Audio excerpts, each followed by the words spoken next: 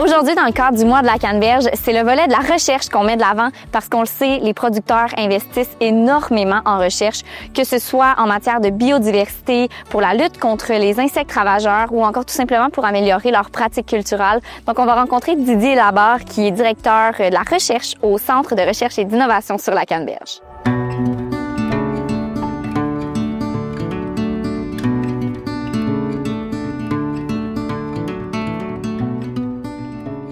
Bonjour tout le monde. Moi, c'est Didier Laborde, comme Marie-Pascale l'a mentionné. En fait, je suis le directeur du Centre de recherche et d'innovation sur la canneberge, qu'on appelle communément le CRIC. C'est un nouveau centre de recherche en fait qu'on a créé en 2023. On a commencé nos activités en 2024. Puis en fait, ça venait un peu faire la poursuite de notre cheminement. Il y a toujours eu de la recherche qui s'est faite parmi nos organisations, là. Si je remonte à plusieurs années au CETAC, le Club environnemental technique Atoka Québec, avec qui on partage les locaux ici, avait un petit volet recherche. En 2019, l'association des producteurs de canneberge a repris la recherche pour donner un peu plus d'ampleur. Puis en fait, là, on était vraiment rendu à avoir une organisation qui était dédiée à la recherche. Donc, c'est ce qu'on a fait avec le centre de recherche. Notre mission, en fait, là, c'est vraiment de répondre aux besoins des producteurs en matière de recherche, d'innovation. Donc, on a vraiment, la façon qu'on fonctionne, c'est qu'on a un comité de priorisation de la recherche composé de producteurs, composé de transformateurs, composé de différents intervenants, là, des agronomes, des conseillers, etc. Puis en fait, là, on se rend compte, on priorise les différentes problématiques, les différentes pistes de solutions, sinon les nouvelles innovations pour lesquelles on pourrait bénéficier dans la culture. Puis à partir de ça, on se fait une programmation de recherche sur laquelle, en fait, mon équipe et moi, on travaille toute la saison. Notre spécialité, puis ce sur quoi, en fait, on a toujours fait plus de recherche, c'est vraiment tout ce qui a un lien avec la phytoprotection, puis même un petit accent un petit peu plus au niveau de l'entomologie, parce que c'est historiquement les principaux problèmes qu'il y avait, que les producteurs avaient, donc la lutte aux insectes ravageurs. Avec le temps, on s'est diversifié, on a fait des projets au niveau de la pollinisation, justement au niveau des abeilles. On a fait des projets de plus en plus là, au niveau de la biodiversité, donc on s'intéresse à la biodiversité sur les fermes, comment est-ce qu'on peut la maximiser, comment est-ce qu'on peut rendre les fermes un petit peu plus hospitalières pour un paquet de groupes. Là. J'ai parlé d'abeilles, pollinisateurs indigènes, mais là, on s'intéresse à tout ce qui est reptiles, amphibiens, oiseaux, mammifères. Puis sinon, on a un volet aussi là, qui est davantage sur tout ce qui est pratique culturelle, donc essayer d'optimiser l'utilisation des ressources, que ce soit l'eau, que ce soit les fertilisants. Donc, on touche de plus en plus là, à peu près tous les volets de la production. On touche pas au centre de recherche là, au niveau de ce qui est la transformation, tout ce qui est le développement de produits, mais on touche à peu près à tout ce qui est de volet de production. Puis, comme je disais, on n'est pas des experts dans tous les domaines. Nous, à l'interne, on a une expertise un petit peu plus phytoprotection. Par contre, là, on a aussi une très bonne connaissance de tout ce qui est de l'environnement d'une cannebergère, comment ça fonctionne, de la biologie, de la physiologie de la plante. Donc, par la suite, on vient greffer à nous, en fait, là, différentes organisations qui ont des expertises connexes. Donc, on travaille avec plusieurs universités. Là, on travaille seulement, on a des projets avec l'UQAM, l'Université de Montréal, l'Université Laval, McGill. On a des projets avec des centres de recherche comme l'IRDA, le Ciel, le CRESAD, justement, en lien avec les abeilles. Donc, on vient vraiment greffer à notre équipe différentes expertises externes pour vraiment faire une complémentarité avec des experts de leur domaine, puis nous amener une expertise plus au niveau de comment ça fonctionne une cannebergière, comment ça fonctionne un plan de canneberge, puis comment est-ce qu'on peut lier tout ça ensemble pour répondre aux problématiques qu'on a.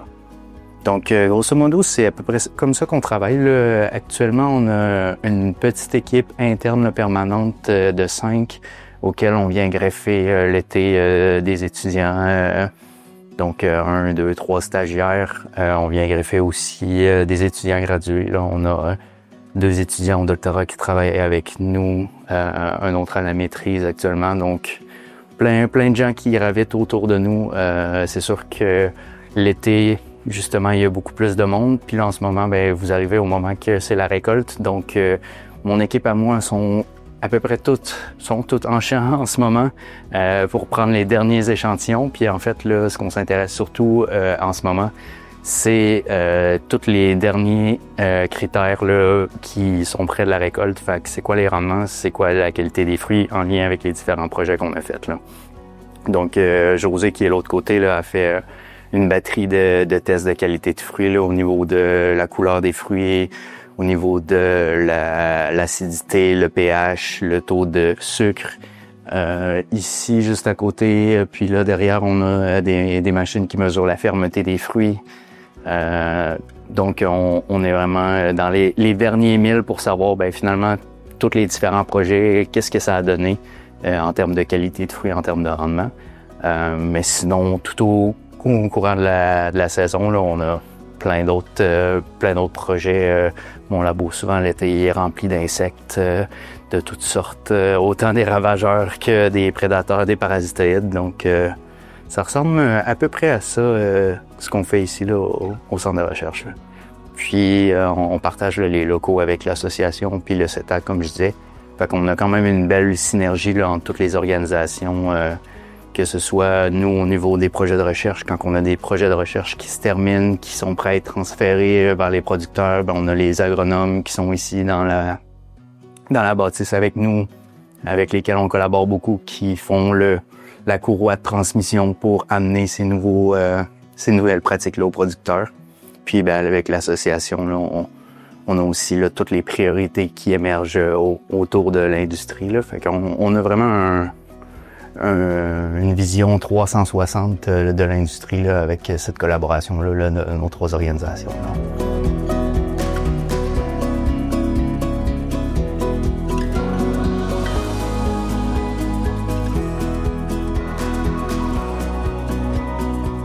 Bien, ici, vous êtes dans l'essai de variété du Centre de recherche et d'innovation canneberge.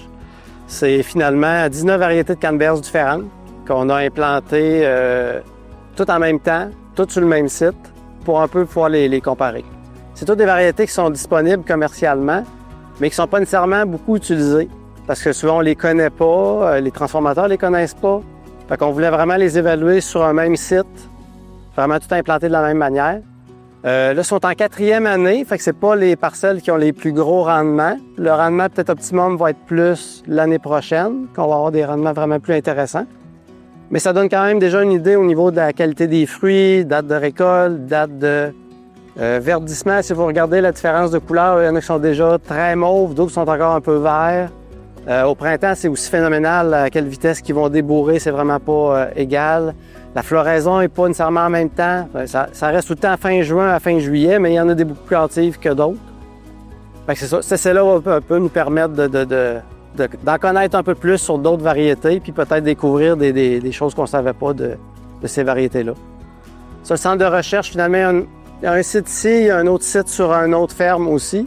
Fait que le fait d'avoir 2 sites, bien, ça permet d'avoir un peu plus de variabilité, puis voir si la performance des variétés est la même sur les 2 sites.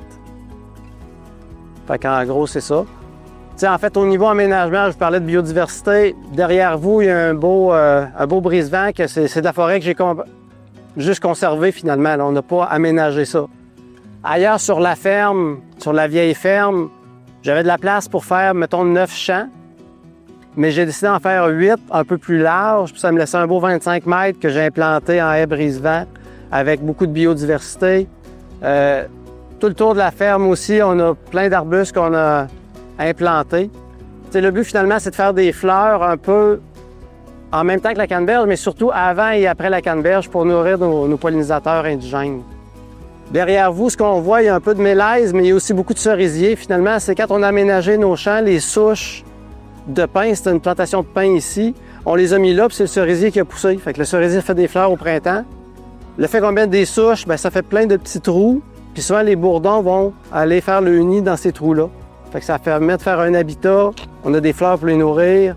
Au bout du champ 11, derrière vous encore, il y a un autre îlot fleuri qu'on a aménagé avec différentes espèces qui fleurissent avant, après la canneberge, un peu pendant. Puis tous les endroits autour qu'on peut laisser naturels, bien, on laisse pousser les fleurs naturelles, puis ça permet de nourrir les pollinisateurs. Fait que, tu sais, souvent, les producteurs mettent à peu près 2 ruches à l'acre. Moi, j'en mets 1,1, puis j'ai des super bons rendements parce que j'essaie de maintenir la biodiversité le plus possible sur mon site.